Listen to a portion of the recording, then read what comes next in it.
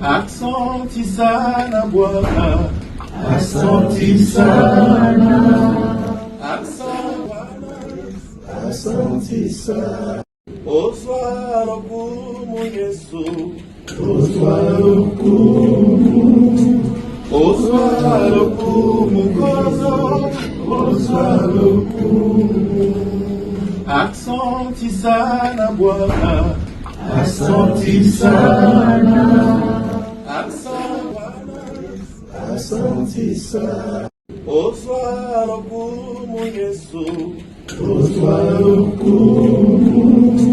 Oswalo kumu kozo, oswalo kumu. asante sana Bwana, Asante sana, asante sana. Oswalo kumu Yesu, Oswalo kumu kozo, oswalo kumu. asante sana Bwana, Asante sana, asante. Oswalo kumu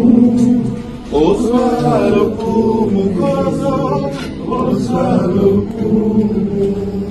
asante sana Bwana, Asante sana,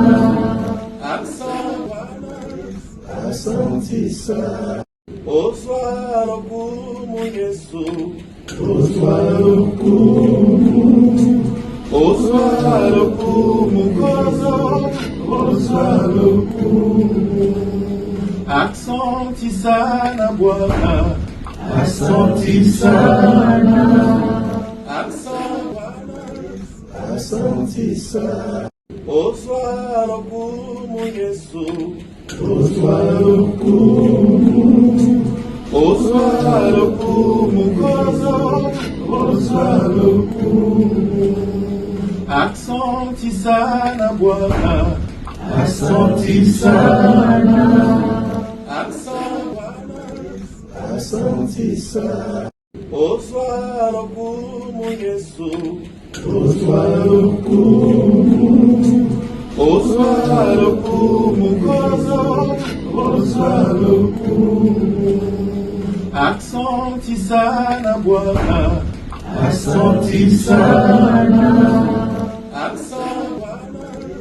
asante. Sa maman est là. Et ça, c'est la famille. C'est la famille Mayengo. Et le fils de Bruno Alexis. Et donc, il nous semblerait, dans ce promenade, dans sa quête de rompre le célibat, il a rencontré une jolie dame dont le père et la mère se trouvent ici. Je vais juste te présenter, nous on va faire la prière et on sera les contributions. Voilà. Je pense que... Donc,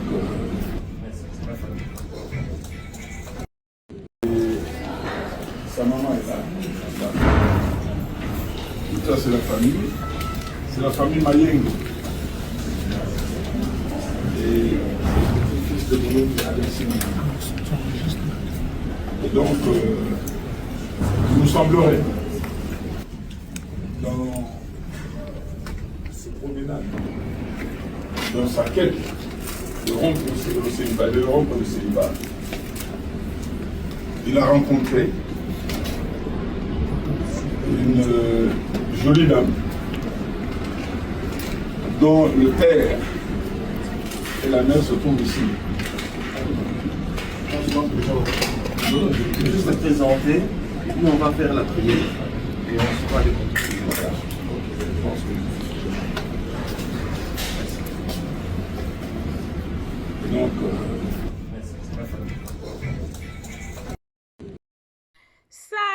salut, bonjour, la bande de cognons de partout où vous êtes, la 5 continents, l'Afrique, l'Amérique, l'Asie, l'Océanie, c'est-à-dire de partout où vous êtes, nous vous saluons au nom de notre Seigneur Jésus-Christ.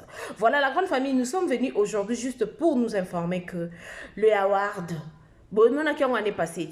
Oui, l'année passée, le fan de Belleville Télévision, le fan de Bellard, organisa qui ni award oyoyo pona ko sepelisa ba artiste nyonso o ba lekaka par Bellard Production ko récompenser bango ko mtalisa bango ndenge baza motuya tolobi te ke ba o bazwa kite baza motuya te tolobi bongo te po biso congolais tozala na problème ya compréhension mama B52 alobi te ke ba o bazwa ki trophée te bazala ki importante fanatique ya Bellard Production fanatique ya famille Bota comment organiser chaque année pour ko award ou pour honorer artiste ou sepeli si bango po ezalaka vote pelisusu. Donc cette fois-ci basalaka yango bango moko batu complainant qui batu discuter qui même pourquoi bozo sala yango bino moko s'il y a quelque chose il faut nous contacter. C'est pourquoi toye bomoni affiche o eza awa détail o eza a bo benga numéro o eza na se awa te po so bo bengi numéro o ozwa no eloko te information assurée te benga numéro o ezali awa ya plus 33 o kozwa détail nyonso soki olingi o sunga o contribuer. OK, soko olingi o contribuer na événement oyo ezosalama bientôt awawa. En tout cas oza bienvenue. Numéro ezali wana détail nyonso eza wana na kati. Contactez biso na WhatsApp okozwa biso pe tokopesa yo détail nyonso oli. Bonjour la famille ezali maman Joséphine liboso na bino aye ko présenter bino produit ya aloe vera living products produit o eza complément alimentaire eza biloko kolia eza vitamine na biso o ezo sunga biso pona santé. Produit o eza liboso na biso na ye ko présenter biso bandeko edengai pona problème ya ménopause. Na umeli na problème ya ménopause et déranger nga makasi parce que ménopause ezali manque ba hormone.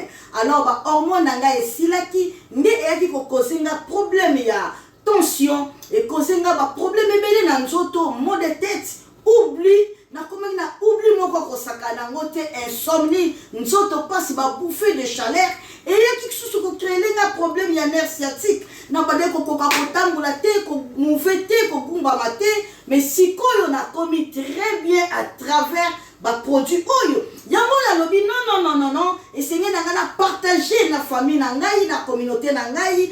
Parfois, pe place vidéo comme la yo santé eza yo bien te, ozana problème ya AVC, hémorroïdes ezotumbisa yo, nsoto pasi makolo pasi, ozokoka ko skene même salate, ozana problème ya diabète. Contactez maman Joséphine na plus 44 79 853 90 849. Ozana problème ya kyste, problème ya myome, problème ya stérilité, problème ya fragilité, problème ya problème oyo tumbisa santé na yo ko hésiter te o contacter nga na numéro na ngai. Ozana problème oyo basuki ezokata na ozana problème ya peau produit na biso zo aider biso pour na santé pe beauté na biso. Ozana problème nini ezo déranger yo ko hésiter te prostate ezotumbisa yo ko hésiter te nini ezotumbisa yo benga ngai produit oyo eza kosunga maladie nyonso tout.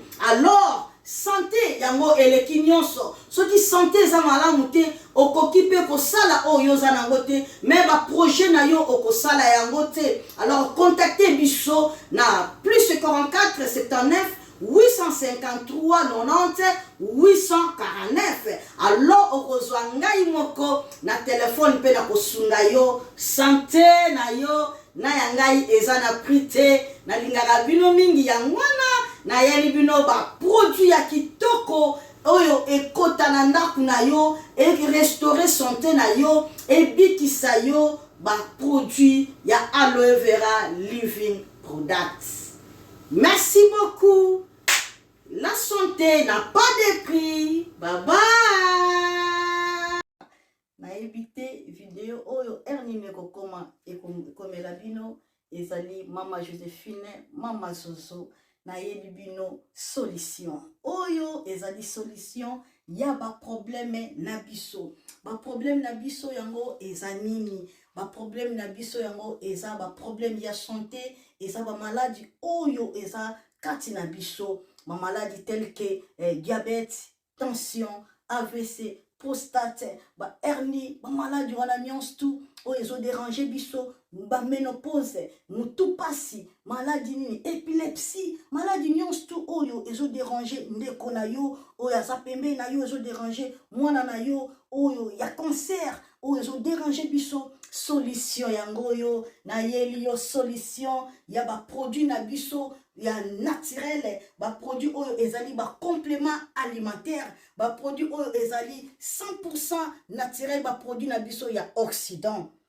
Ndeko nanga na yeli yo ba produit oyo eza juste biloka kolia oyo tozo ko compléter na nzoto na biso. Pourquoi? Parce que monde entier, monde déjà eza pollué. Ils ont pollué à partir de biloko otozolia. Biloko otozolia yango ezo détruire la santé na biso. Pourquoi? Parce que biloko otozolia bazo travailler yango na ba produits chimiques. Biloko otozolia bazo tia yango ba poison. Biloko otozolia bazo tia yango même ba hormone. Yango wana compagnie ya aloe vera products. Bakanise li peuple na bango partout dans le monde entier, na plus de 160 pays. Balobi non. Tikato kanisi la peuple na biso pona bien-être na bango et pona santé na bango ezala malamu. Yango wana ba produit na biso yango yo eza wana pona kosunga biso na ba santé. Atika na ebisa yo bien fait ya produit na biso aloe vera gel. Produit oyo okoko zanga yango na ndaku na yo te. Yo oza na problème ya insomnie, olala kate produit oyo eza somnifère. Ezo pesa yo pongi. Yo oyo zana nzoto makasi te. Produit oyo eza tonique. Eza wana po pesa yo nzoto makasi. Yo oyo zana ba toxine na nzoto na yo. Produit oyo eza détoxifiant. Eza ko détoxifier nzoto na yo. Eza ko purifier makila na yo. Eza ko sukula ba veine na yo.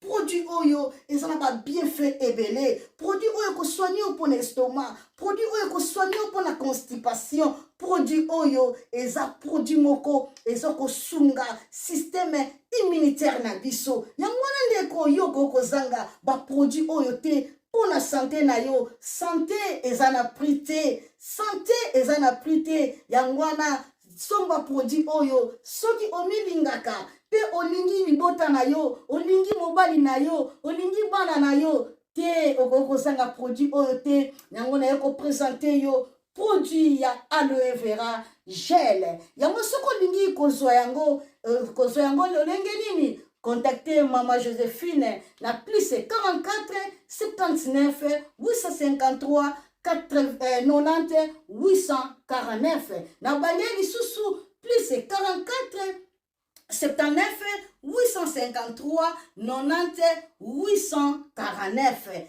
Tika nzambe apambola yo kozanga produit oyo te aloe vera gel. Oh la mignonne, botika la bébé. Oh la kina sala mignonne bokoli yango 0 lobezala kina 10 senganda yo bokoli yango na 1 yango zopesa posa kozongisanga bebe na mbuma basala ba chausse kaka mpona ba voiture te